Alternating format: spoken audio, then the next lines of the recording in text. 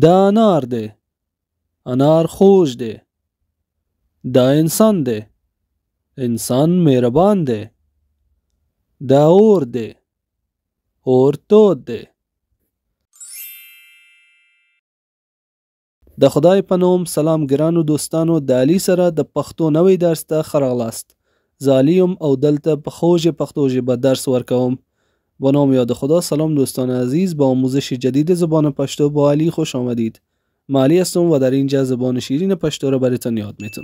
در این درس میخوایم ابتدایی ترین جمله سازی را یاد بگیریم با استفاده از چند کلمه بسیار آسان که در او بیشتر فعل است و کلمه اشاره این دخیل می باشه. خب، دا و ده، این دو حرف و یا دو کلمه را به خاطر داشته باشید. حرف اشاره یا کلمه اشاره دا به معنای این و فعل ده به معنای است و یا می باشد.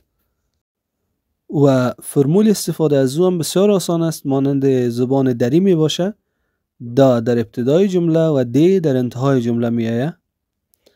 یک چند مثال با هم بررسی میکنیم. دا آسمان ده. این آسمان است. دا انار ده. این انار است. دا انسان ده.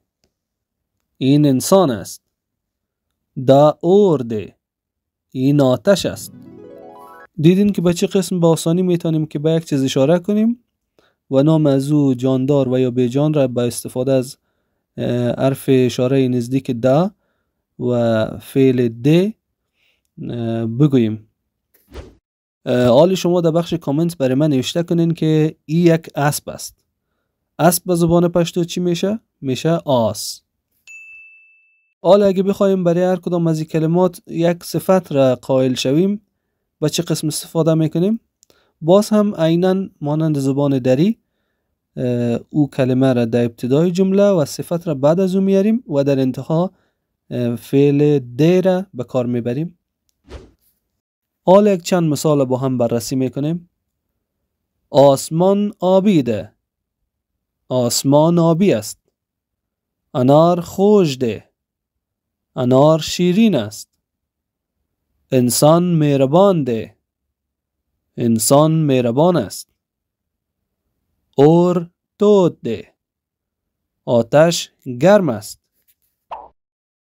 حال شما در بخش کامنت ها برام نوشته کنین که اسب پرسرعت است. چه قسم میتونین؟